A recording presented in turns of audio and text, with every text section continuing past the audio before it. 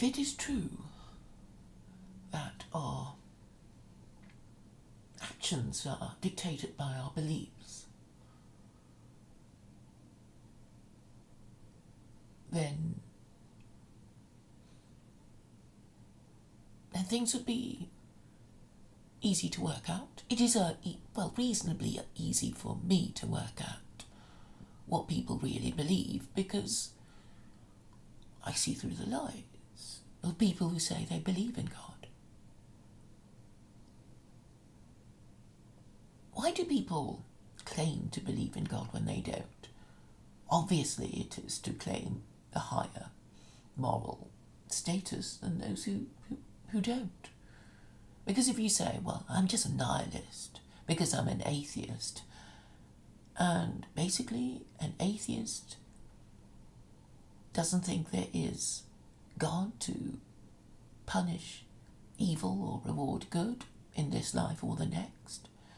So anything that happens to me is because I'm smart. If I get away with it, if I get away with my murdering, thieving and cheating, then I'm smarter than anyone else, and that means I get away with it. And that is what basically nihilists think. So if they were thinking more clearly, these nihilists, well, they would say, no, I'm not a nihilist. I'm a nice person, really. I've got principles. Now, I've been talking to somebody who's actually an academic philosopher, and he says he doesn't have principles. And so when I point out to him that this must mean he's a nihilist, he knows at least to deny it. Because he knows that it's not a good thing if people think you're a nihilist, because they think that you'll therefore be more likely to kill and cheat and lie. Hello, Midnight Rider. So people who know how people think, how people regard nihilists, will be anxious to distance themselves from that. So this academic philosopher I know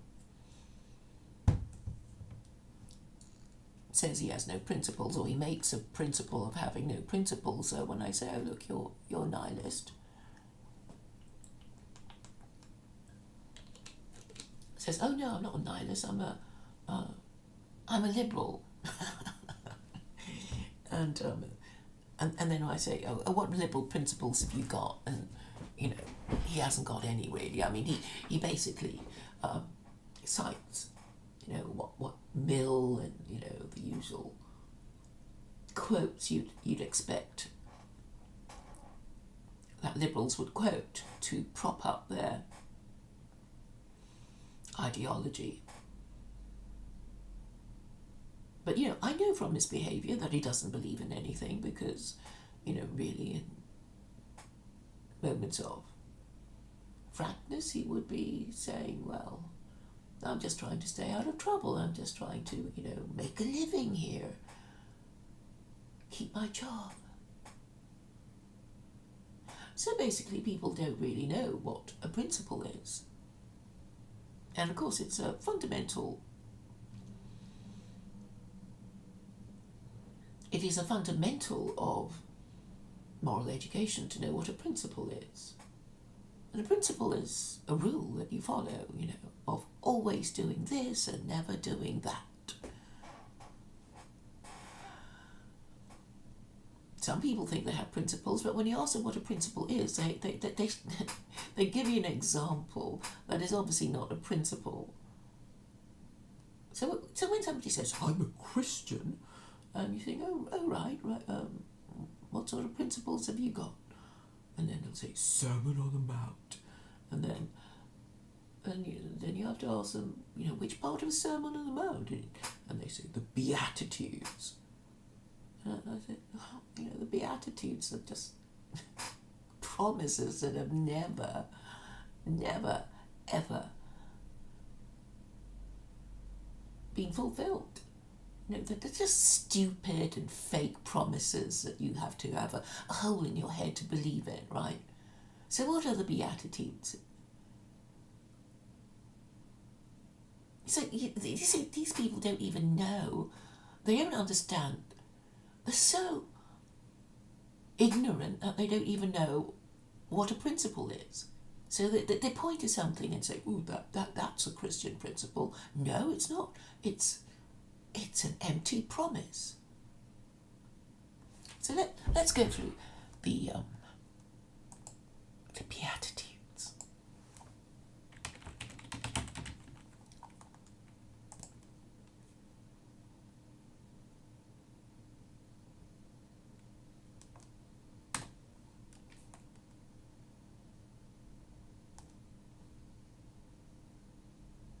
I mean, really, it does make my blood boil, particularly when I've been through it, so many times before. But, it's like these people, they're low education, low information, and low status, and they just don't get it, or they can't get it, or they don't want to get it. And they just think by repeating the same thing, it will become true. Of course, I've been accused of the same thing, but, my arguments are not so easily dismantled. So what are the Beatitudes for those who don't know? And I'm sure there are plenty of you who don't know. Okay? So, these are to me the most ridiculous promises that will not be fulfilled. They're just false promises. And if you're so ignorant that you don't even know that these are fake promises, then why would anyone listen to you? So I think well, some of you, when I repeat it to you, you'll know what it is. Blessed are the poor in spirit, for theirs is the kingdom of heaven. Really? Are the poor blessed in spirit? No way. Blessed are those who mourn, for they shall be comforted. Well, who comforts them? Doesn't say. Doesn't matter, because people who don't question just accept all this rubbish, right? They just accept it because it sounds nice. Blessed are the meek, for they shall inherit the earth. Really? You must have a hole in your head to believe in this. Blessed are those who hunger and thirst after righteousness, for they shall be satisfied. When? They might be satisfied if they seek justice. But if they just melt away at the first threat of cancel culture, then they don't deserve anything, do they? If it's precious enough for you to fight for it, then we'll fight for it, not just complain about it being taken away.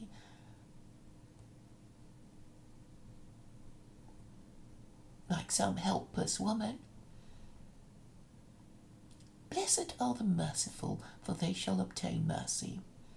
Well, do we know this for sure?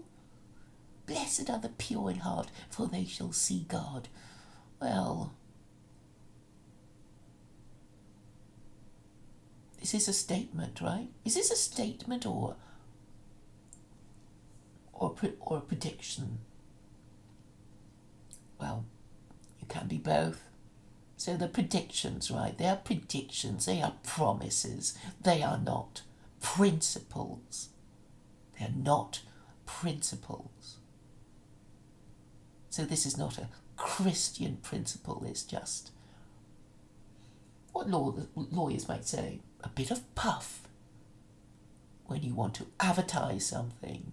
Meaningless words meant to make you feel good. Blessed are the peacemakers, for they shall be called children of God. Really? Blessed are those who suffer persecution for righteousness' sake, for theirs is the kingdom of heaven. Well, we don't know, do we? We don't know. These are just predictions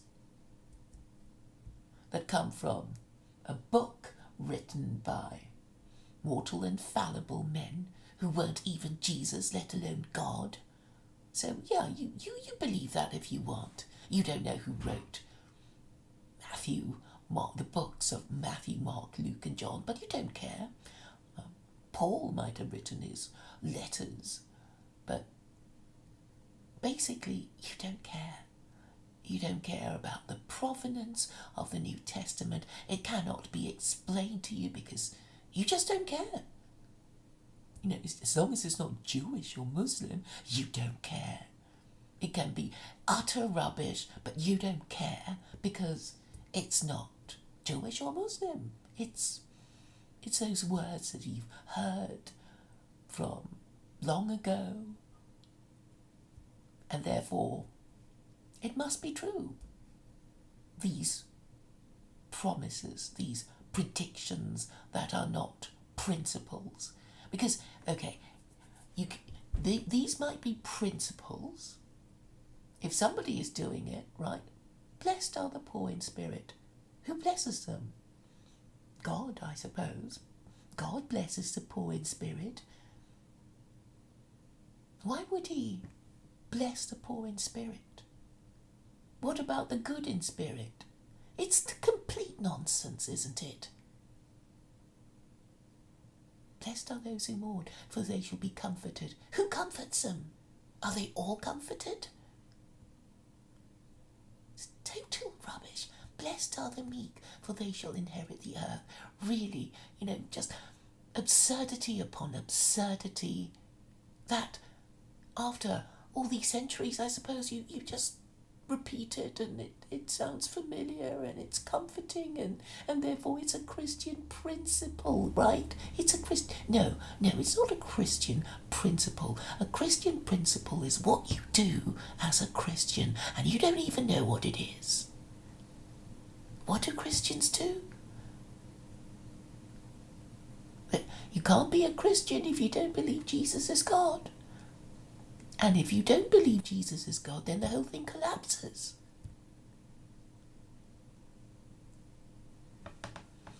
Blessed are those who hunger and thirst after righteousness, for they shall be satisfied. Are we all satisfied in this life? If we thirst for hunger and hunger for after righteousness, do we get justice in this life, or are some of us put in jail and executed or assassinated? You can only believe this if you believe that there is an afterlife and that there is a morally perfect, benevolent God who's going to right all wrongs and punish evil and reward good, I should say. Blessed are the merciful, for they shall obtain mercy. Perhaps, if there is an afterlife, if God exists to reward good and punish evil, perhaps. Now does a person who keeps using the Beatitudes as something to cling to, does he believe in the afterlife? I don't think so.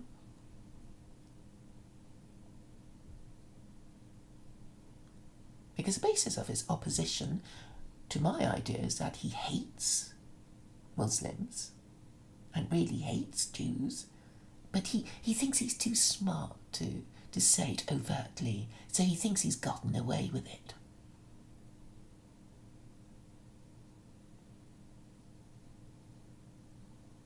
But he doesn't believe in the afterlife, because if he did believe in the afterlife, then everything would already have been done. He's the one who says Christianity is working and not working all at the same time, right? So this is a kind of nonsense that people like to believe in and are never challenged. They're never challenged because, well, nobody believes in this crap anyway, right? Nobody believes in it. And nobody wants to discuss religion or the beliefs of, well, the nonsensical beliefs of people who claim, on the one hand, that they believe in God, and on the other hand, it's not the Abrahamic God that they believe in. So what is this other God that isn't the Abrahamic God? What is it? So if you ask them, they won't be able to tell you. It's some other God. It's not the God of the Jews. It's not the God of Israel. It's not Allah. It's some other God that I've cooked up in my mind. But that's supposed to be better than the Abrahamic God.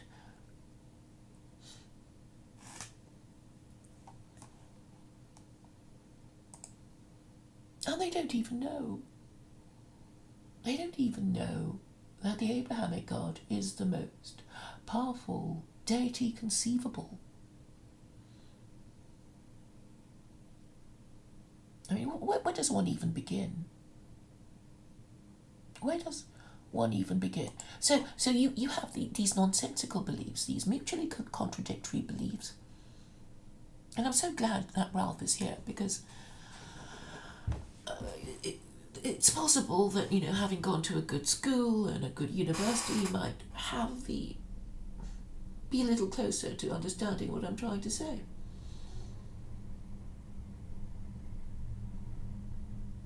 It's just Christianity. It's completely messed with their heads. So, Christians are supposed to have appropriated the Tanakh, which is the Old Testament, into their Bible, which consists of the Old and New Testament. The first 5 books of the Old Testament is the Torah, and they are the books of Genesis, Exodus, Deuteronomy, Numbers, Deuteronomy, and Leviticus. Five books. First 5 books are the Torah, handed to Moses by God on Mount Sinai, believed to be from God. So that's the divine authorship of the Torah that Jews are supposed to believe in. Obviously, they don't all believe in that.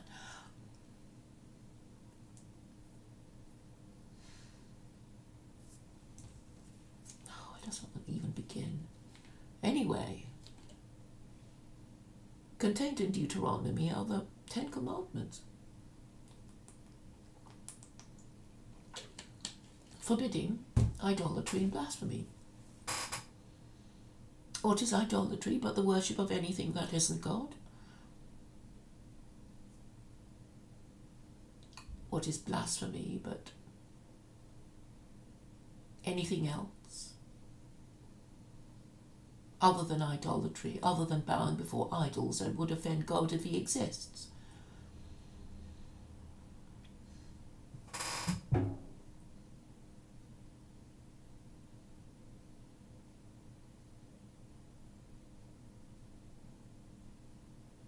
So, I think we all accept, well, Jews and Muslims and Christians, they partially accept that humanity is a creation of God, because God created the world, the universe, and all in it, including humanity. And Jesus was a man, and therefore he must have been part of creation, and therefore it would be idolatry to worship him. Get it? So Christians will deny this and say, oh, no, he's fully man and fully God. They have no authority for this proposition other than the Athanasian Creed. Have you heard of it, Ralph? You should reread it, because it's another heap of hooey. It's clearly nonsense. That obviously in the time that it was composed, people were not of a questioning state of mind because of what would happen to them if they questioned, or worse, denied the divinity of Jesus. They would get burnt at the stake. And it is my point, this is my point, that Christianity failed when Christians stopped this practice. And I've been saying for quite a few times now, and for quite a while, that the last man to be executed in Britain for blasphemy was in 1692. And then about 75 years later, there was the American Revolution. And the American Revolution was the first in a series of rejections of Christianity and monarchy. The French Revolution confirmed this rejection. The Russian Revolution reconfirmed this revolution. When is the penny going to drop?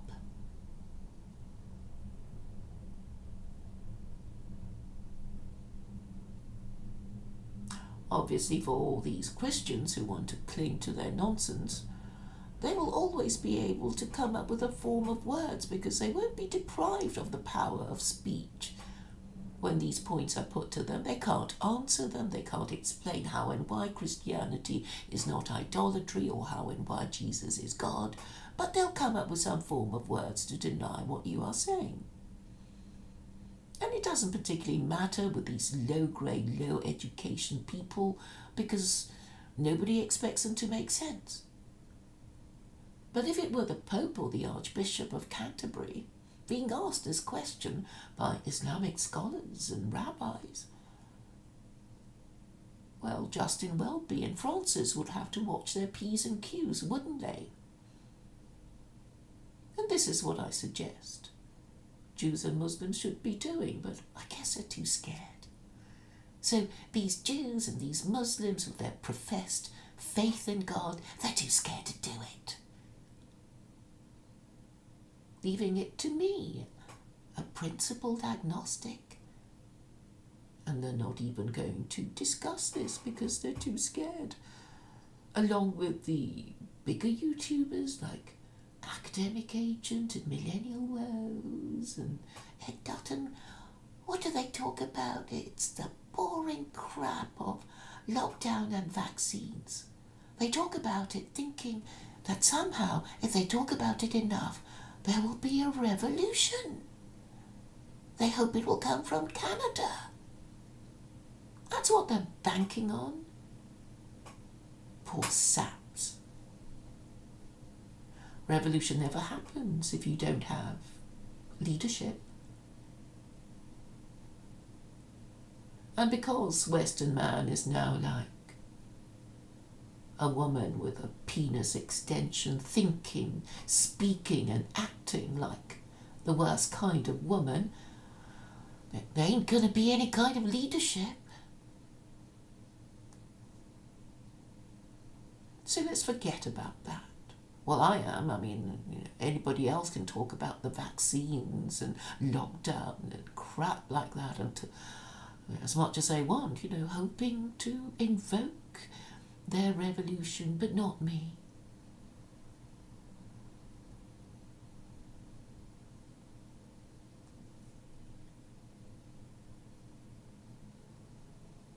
So in case you are in any doubt about what I'm saying that the entire basis of Christianity was absurdity enforced by violence. Why did the European do so well? Because he learned how to separate that absurdity from his area of operation. He knew that if he didn't question the Trinity, he can, go about his business, unharmed and unburnt at the stake. And this was what he did. And this was fine as long as Western man practiced marriage until the last 50 years when he didn't. So that explains the mind rot of Western man, his morally degenerative disease of matriarchy. And this has led to, a prince being lower in status than a retired prostitute and having to pay 12 million for a fuck. Or maybe 2 or 3, we don't know. Lucky her, eh? Unlucky Andrew. But it won't end with Andrew, gentlemen. It won't end with Andrew, and you know it.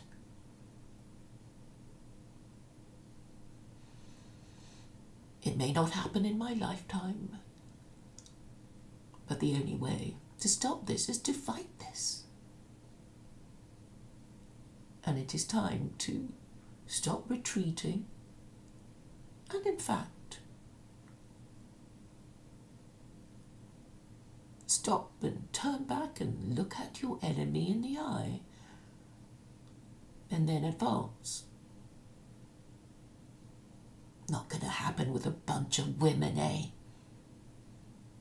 Especially a bunch of women with penis extensions believing in nonsense.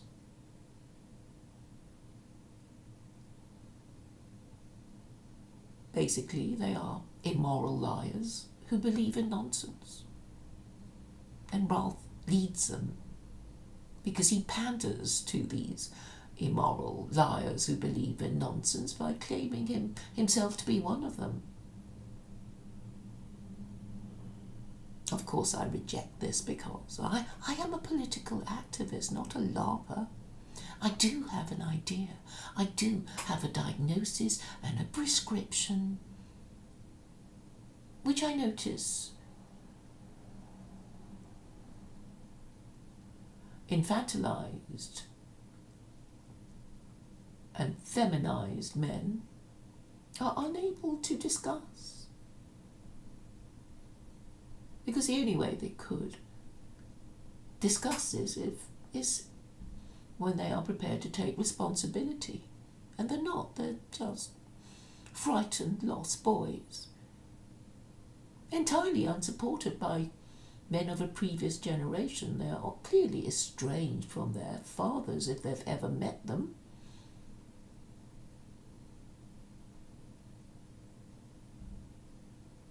And so these men are without the guidance of wiser men, and these men will be 40 soon. Millennial woes will be 40 soon. Just think.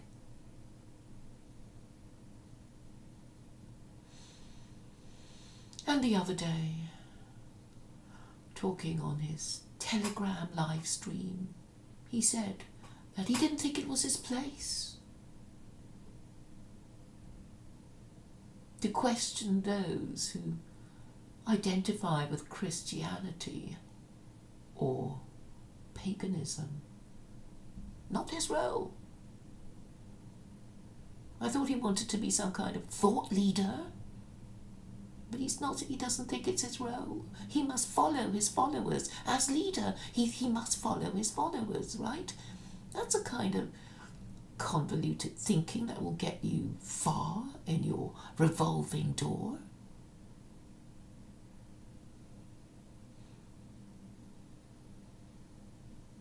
But this is what I'm dealing with.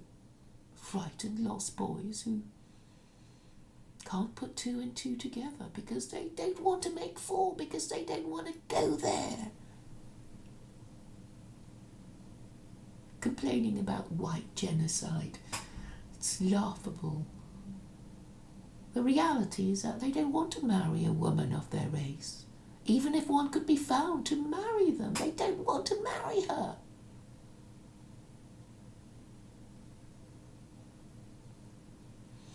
But still they blame the Jews. And still Ralph panders to them, and they love to be pandered to.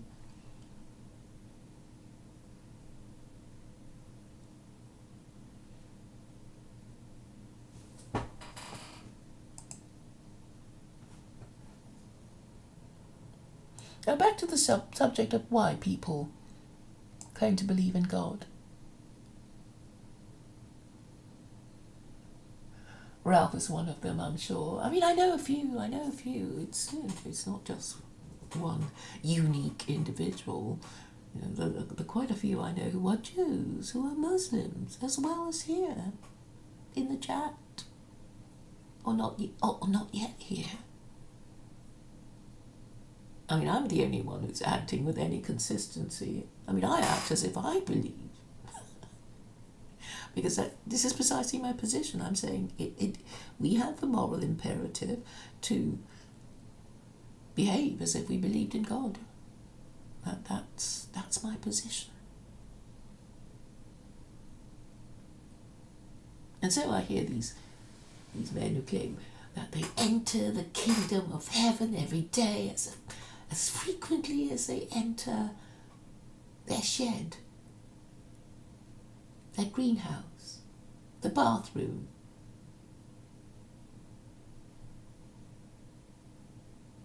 It's completely laughable. Still, that's what they say.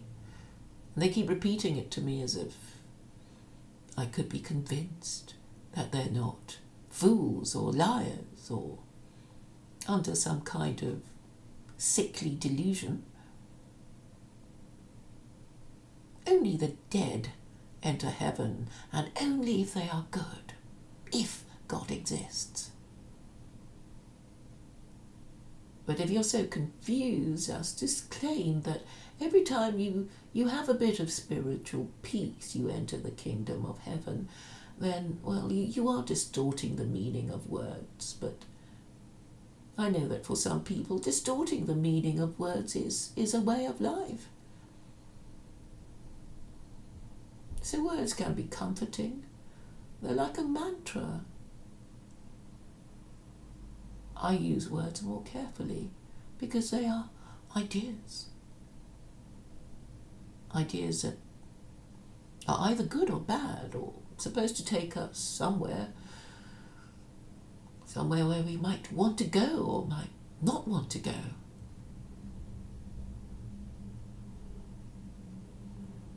So these people who pretend to believe in God, they would be Christians, because we don't really believe that even the Pope or Archbishop of Canterbury pretend. They're just pretending, I'm sure. I don't believe that Jesus created the universe. They only pretend to do it because they want to hold on to their job, right? Anyway, they have no principles, because they're the creatures of the liberal state. So if you want more Christianity, it means you want more liberalism. So is there a difference between the Anglican Church and the Catholic Church? Not really, not now.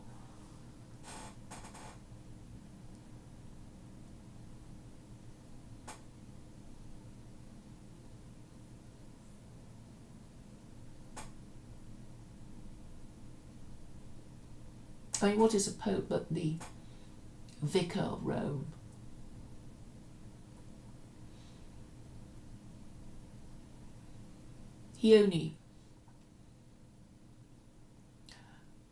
The papal bull of the doctrine of infallibility, the papal doctrine of infallibility was passed in 1870, but that's only because the Catholic Church was already threatened by German unification.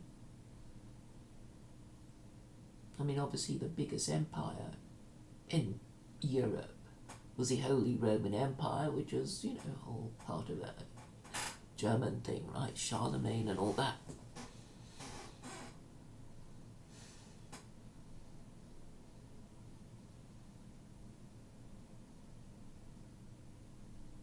But anyway,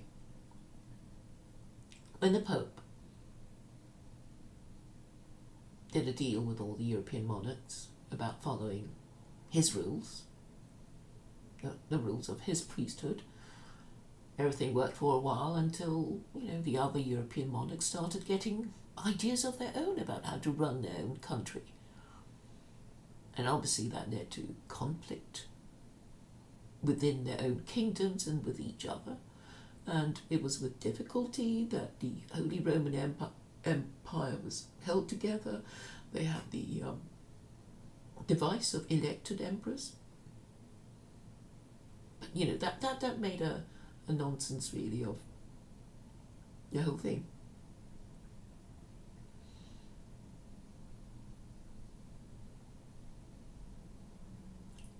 So it was so unwieldy that eventually it was destroyed in the early 1800s when Napoleon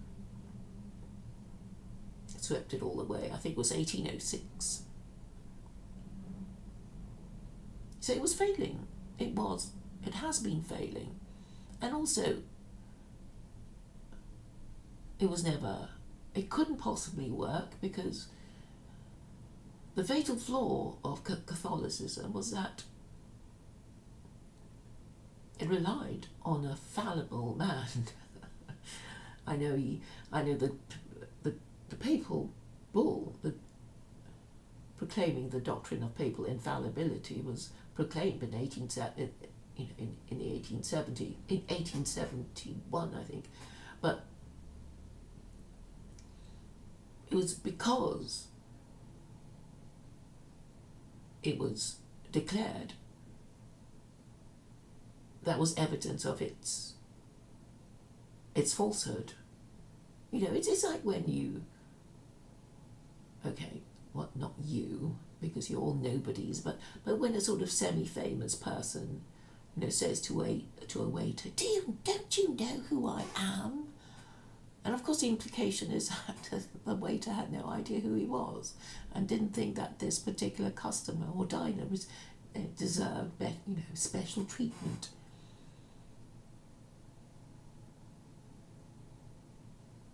And so it was that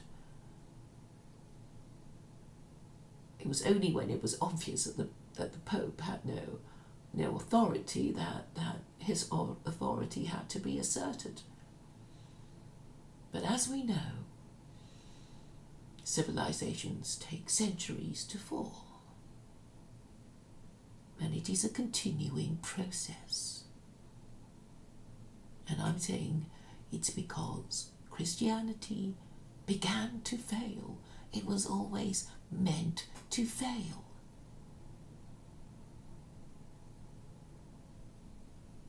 And therefore, where we are now is what we were meant to be at. Because it is part of the process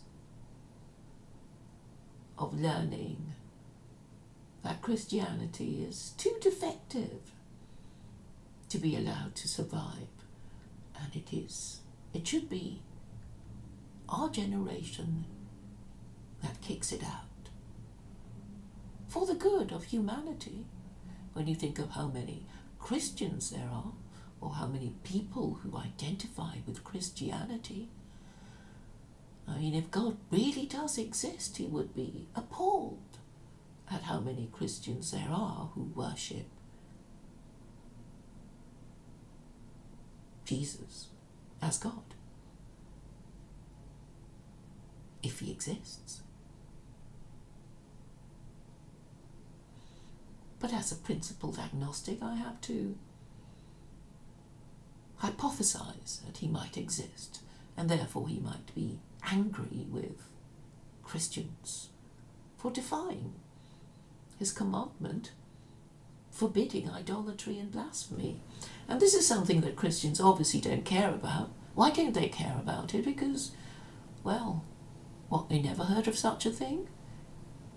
But they must know about the Ten Commandments, and they can't explain how Christianity isn't idolatry and blasphemy. And according to Christian narrative, Jesus was convicted of blasphemy for saying his papa was God.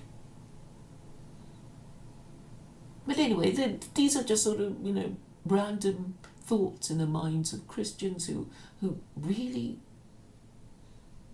I guess, thought it wouldn't do too well if you put two and two together and questioned it, because then the entire basis of your religion would collapse, and where would you be against these Jews and against these Muslims? So people only hold on to their religion because they think it serves some purpose to protect them against those pesky Jews and pesky Muslims that they hate and fear. But if God exists, then where we are now is part of the process of human development when, having crossed the Rubicon of the river,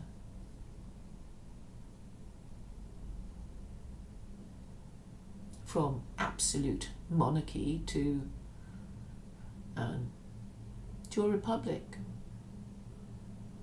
So obviously the bargain of Christianity was to support the divine right of emperors and kings to govern their kingdoms and empires. But since it no longer became, it just wasn't practical to allow a man absolute power, because it was, so dangerous and so unpredictable and liable to end in tears, because, often these men were not up to the job. And that was why the idea of a republic was created, so that the pool of political talent would be far wider than that of a royal family. So it would make sense, whether you believe in God or not, a republic would be a better and bigger pool of talent to choose the next national leader. And we know the results of that in China, when the Chinese abandoned their monarchy.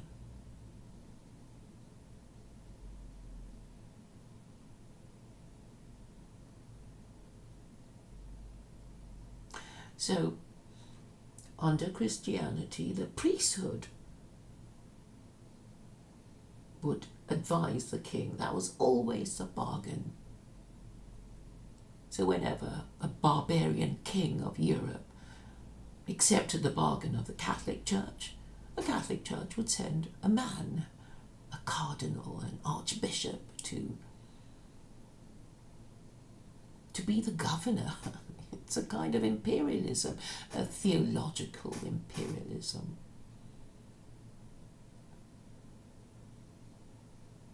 I know this wasn't how you learned your history, if you learned any at all, but that must surely have been how it was done. And obviously when the time of absolute monarchs came and went, you just need a new political system, and that would be a rule-based system.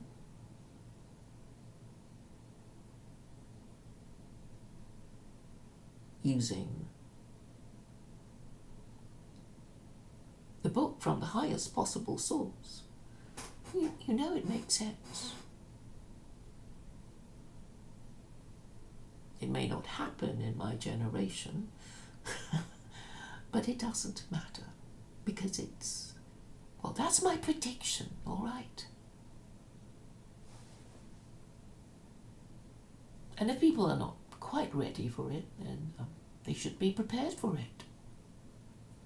So I don't know how many people are going to join me in preparing the ground. But I really don't see what else they're going to use. That will get the results that they want. And so it is with disappointment that I see that the bigger alt-right YouTubers are not able to discuss any of my ideas, but they just want to bore on about vaccines and lockdown in the hope that the Canadians might have a revolution or something.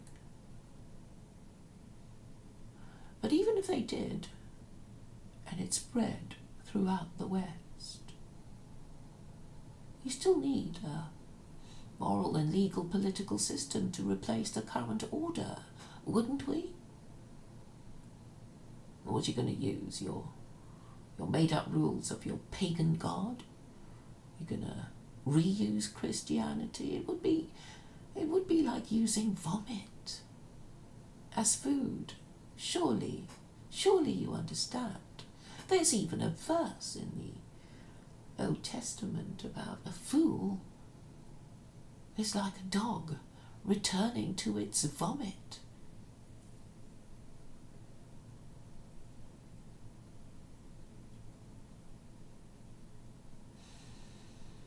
As a dog returns to its vomit, a fool returns to his folly. So anyone who thinks that Christianity can be resurrected will have to think of burning heretics again, an even more severe form of cancel culture, fining people who don't go to church. Go and ask Ed Dutton, whose ancestors refused to go to church and were fined.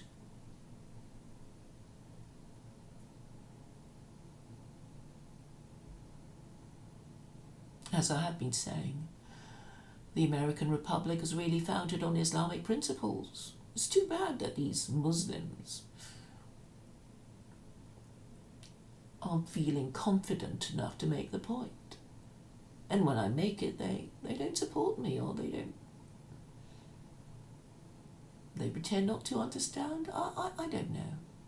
I don't know what they think they're doing. I mean, the white convert Muslims are, well, frightened people, aren't they? Rob DeFore is not up to discussing secular Quranism, even though he knows that if secular Quranism were to be adopted in Canada, well, that would end his problem about, safe spaces for white Muslim converts. But he doesn't quite dare to say it. But this is just so typical of the Western man. Can't say it. It's like a woman, neurotic with fear, morally and intellectually challenged. And they don't want to talk about it. They don't want a dialogue because they know they're going to lose the argument. And so they use their hit and run tactics, like Ralph saying, I lie, but not able to say how I've lied. He says I've got words wrong, but he can't say how I've got words wrong. But he knows that, well, he hopes that if he keeps saying the same thing again, people might believe him, but it's not so easy when you haven't got any arguments, Ralph.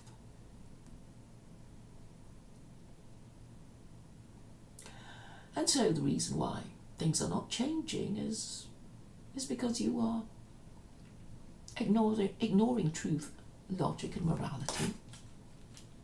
You're not doing what you're supposed to be doing if you do indeed believe what you believe. So if Ralph really believes in God, who will punish him in the afterlife, then he ought to be nervous about the idolatry and blasphemy of Christianity, which is a religion that he and his associates identify with, but he doesn't care, which suggests that he doesn't really believe. He only likes to call himself Christian because he thinks it will curry favour with the white people that he wants to pander to.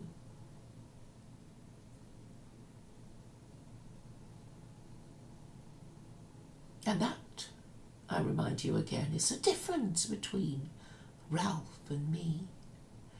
I utterly reject Christianity. I liken it to a dog returning to its vomit, like a fool returning to his folly.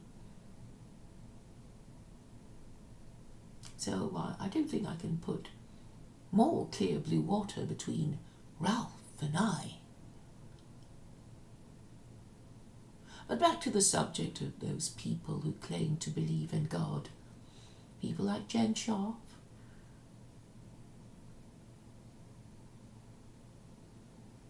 She wants to believe in God, but not the Abrahamic God, whom she blames for Christianity and Islam, which she says are Jewish religions created by Jews to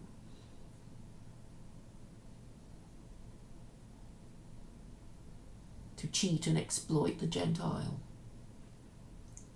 That's her belief. I believe it's It's also one adopted by Adam Green and possibly more people who identify with nationalism based on anti-Semitism and Islamophobia. And of course it's not going to work because even the anti-Semites and Islamophobes would not agree, will not be able to agree with each other about which deity they want to worship after they've kicked out the Jews, the non-whites, the Muslims.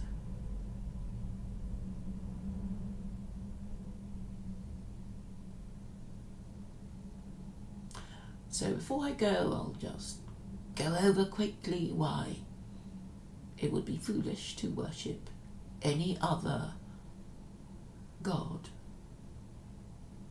that isn't the Abrahamic God, if you're inclined to worship God at all, even if he doesn't exist. And the reason is this: if you're always worried about the Jews having one on you, one over you, and the Muslims having one over you, then why would you worship a deity that is less powerful than theirs? It makes no sense. And then you don't have scripture. Jews already have their Torah, and they've had it for thousands of years. Muslims have had it for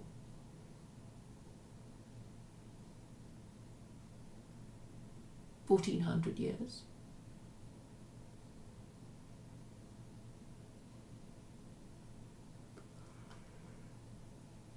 And there's no way you're going to come up with better scripture than the Quran, even if you tried.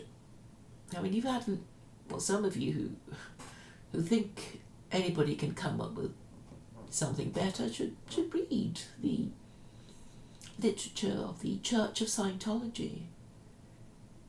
It is a very disappointing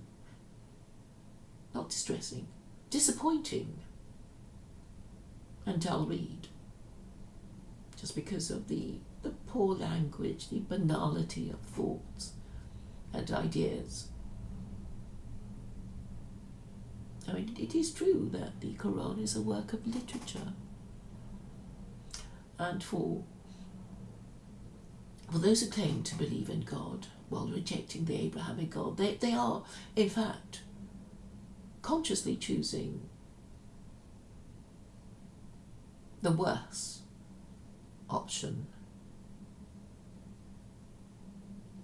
because they have low expectations, or they don't understand the rules of the game or the object of the game, or they're just too crippled by the hatred of Jews and Muslims to act, to think and act rationally. And that would be an example of the sin being its own punishment. And I know that they are neurotic about it because they deny the very thing that they are.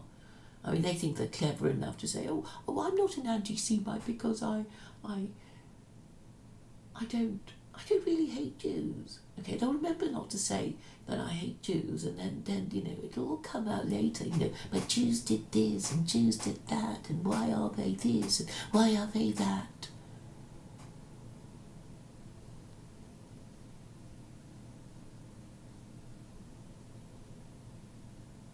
And they can't fool me. I mean, while I support that absolutely their right to hate whoever they want, I can see through their neurosis. So I'm saying you're wasting your time. It is a form of conceptual idolatry.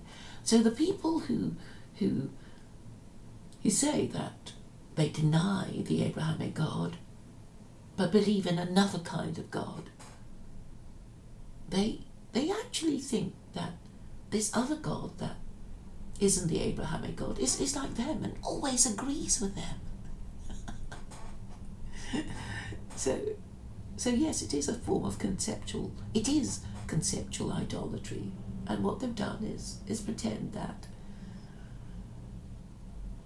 the God that created the universe is always in agreement with them, and they will take their evidence of this as when next time they feel good about themselves, they'll think that they are communing with God and have entered the kingdom of heaven.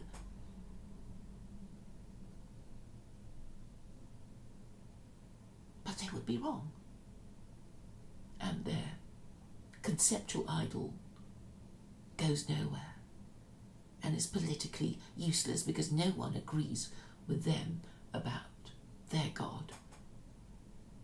And even if you get a whole bunch of people who say, yeah, I believe in God, but it's not the Abrahamic God, and you put them in a room together, they won't be able to agree on anything, because the whole point of them creating this conceptual God that always agrees with them is the fact that they don't have to follow the laws of the Abrahamic God.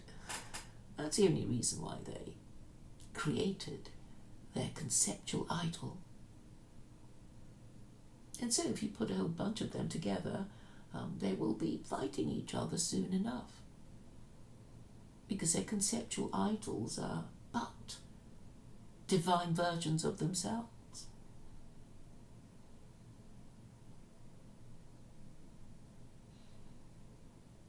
So what is the problem with that? It means that these people cannot agree on what to do, so they will forever be prevented from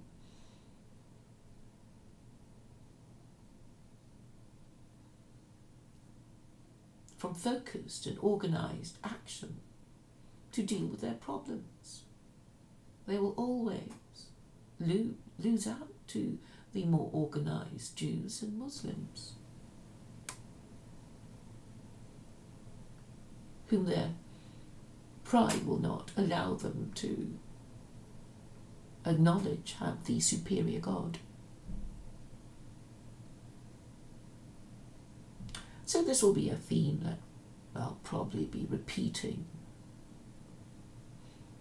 for a bit. And now I'll read the chat.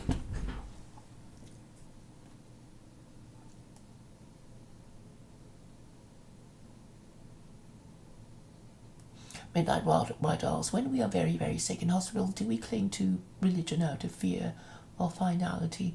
Well, I don't think you'll be thinking of religion, you'll be thinking of God. It's a slightly different thing. I guess you'd be thinking, well, did I follow this religion? Can I? Is it too late to repent?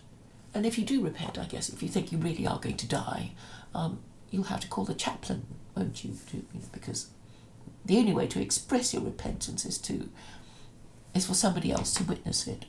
I mean, that's why you get, chaplains in hospitals to take these sort of deathbed confessions, because, as we all know, the rule is that, you can only repent while you still live.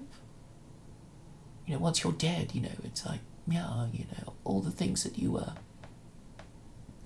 guilty of, you will have to pay. And I've conceived of this, excellent way to corner Jews into converting to Islam. I mean, if they took, their idea of the afterlife seriously. And I've explained this previously about, their 36 capital offences, and if they're a citizen of any nation, of any Western nation that is part of Christendom, they've already clocked up one penalty of death by beheading, because it is death for them if they are a citizen of a city that has gone astray, i.e. practices idolatry. So if they really did believe in all that, then they would have to convert to Islam to avoid a posthumous beheading.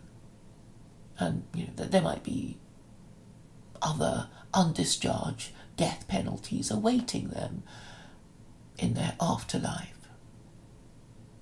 And they can't deny that. put it to them, and there's just been a horrified silence and refusal to engage. But I mean, that's the logic of the 36 capital offences. So I would say that God, if he exists,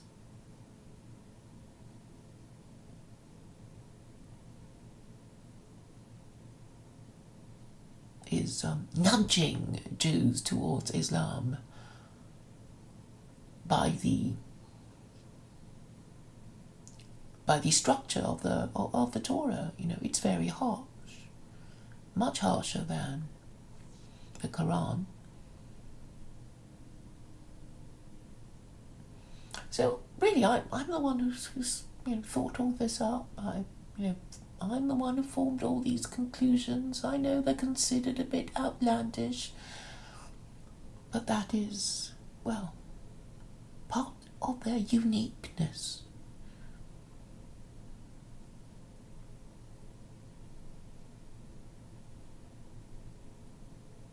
And for those of you who don't believe in it, there's no need for you to believe in anything. You just have to obey the laws.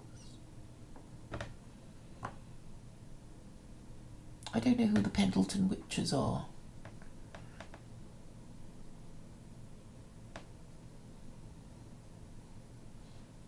Yes, I saw that film about Ruth Ellis.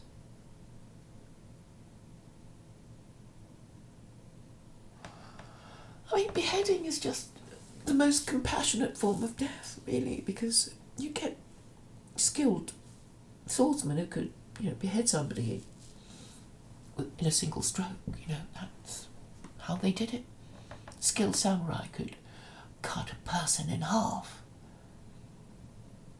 And you kind of see how they would do that, because you get these Japanese swordsmen, with a kind of row of bamboos that are supposed to, slice off in a single movement.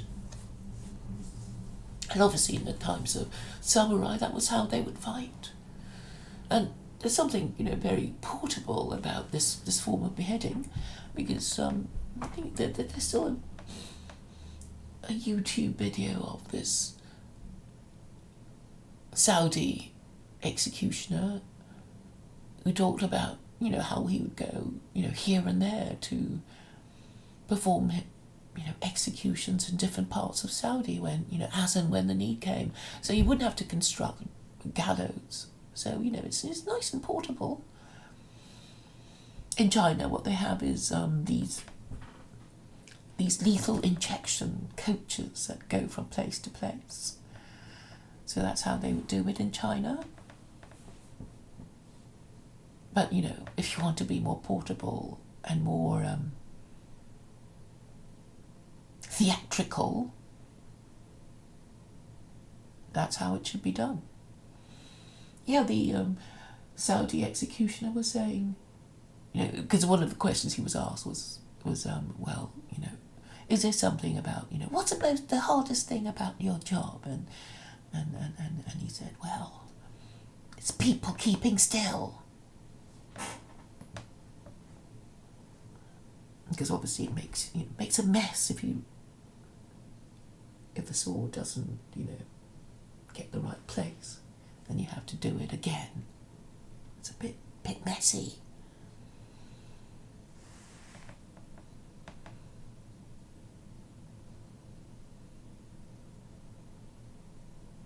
John Lennon, well, we don't know. I like to think John Lennon wouldn't be, getting on the climate change bandwagon.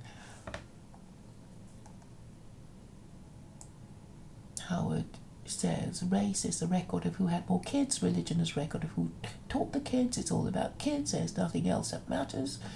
And of course, Howard is quite right. No point having lots of children if you're going to badly parent them so they become a disgrace to their parents. Disgracing your entire race, nation and civilization.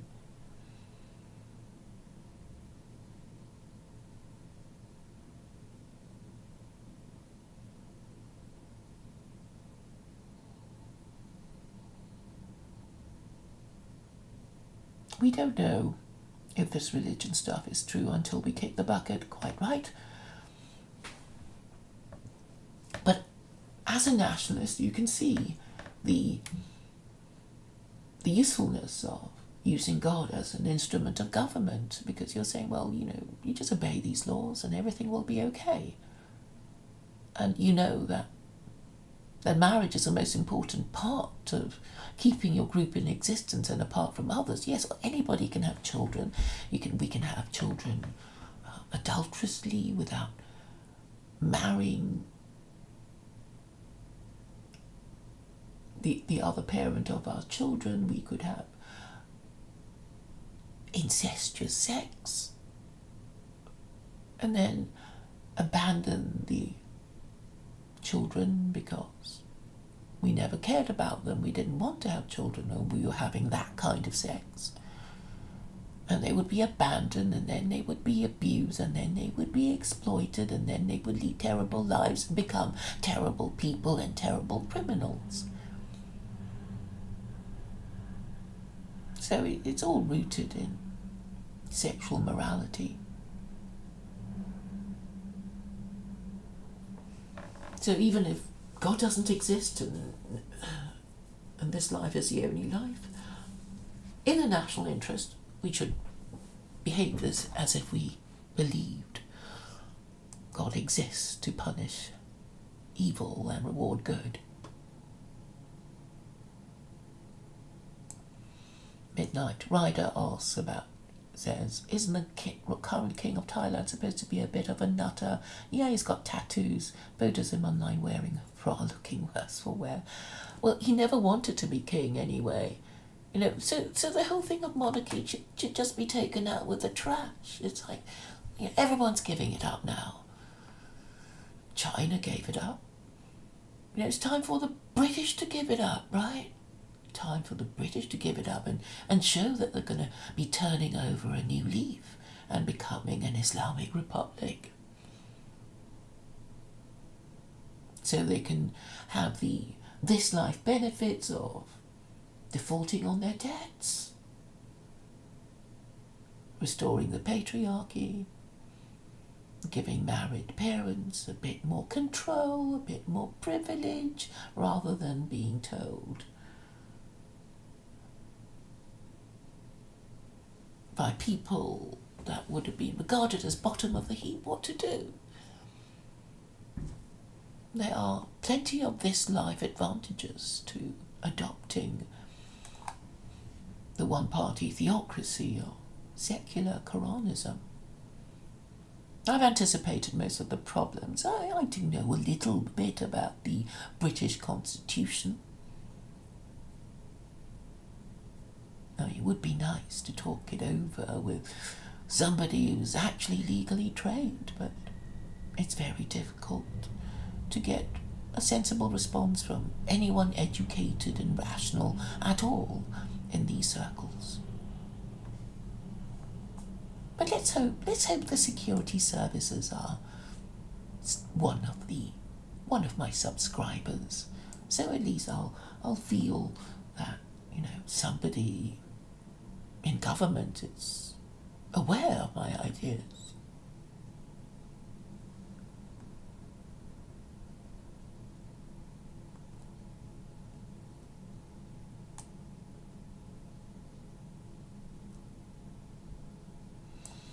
Yeah, the King of Thailand is a degenerate. And, it's like, we have very little... Okay, some of us have very little control over our children because, I don't know, they just went wrong, or, we weren't paying attention and, whatever. And this obviously happens in, when you're wealthy and powerful and the King of Thailand, and you didn't bring up your kid properly, and look, he's just become another tattooed degenerate.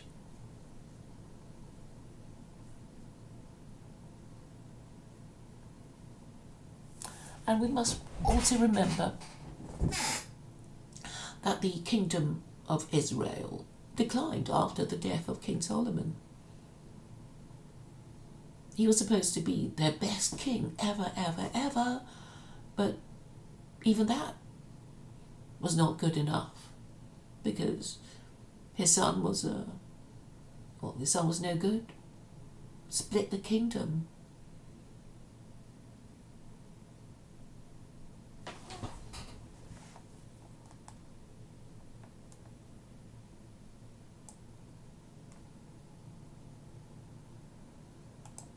Queen's Platinum Jubilee year. I mean, who cares now?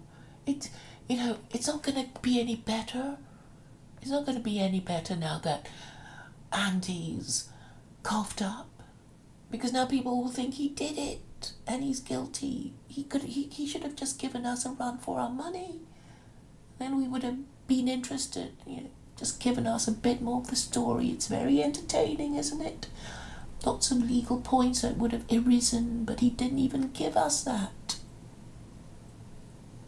He got scared and he ran away. So typical of the British. No principles. Just hot air.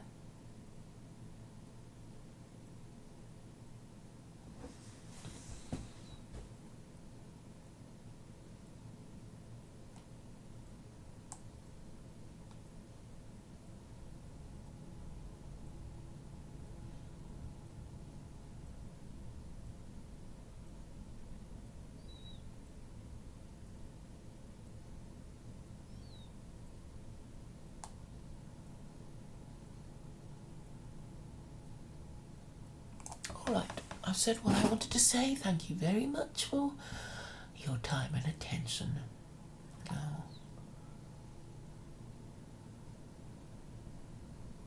Okay, one good question from John Williams, who asked, do you think people who are for Judaism should leave their tradition and follow SK?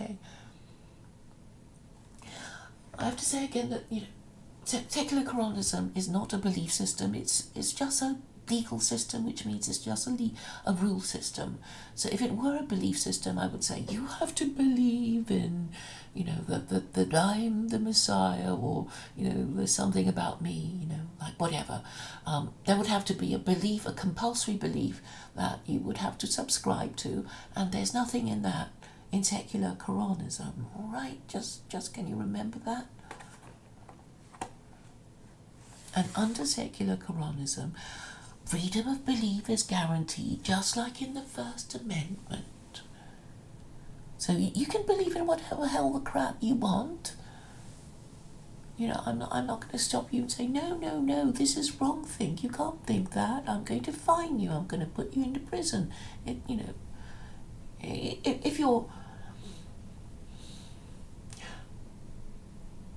If you really believe in your idea, you'll just go on about it. You won't be able to help yourself from going on about it, and then people will, challenge you and mock you and insult you, and well, at least you know what people thought of your idea.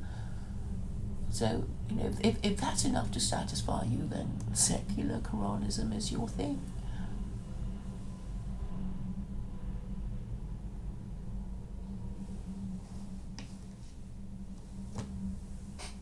Okay. No more questions, so I can go now. Thank you all for listening.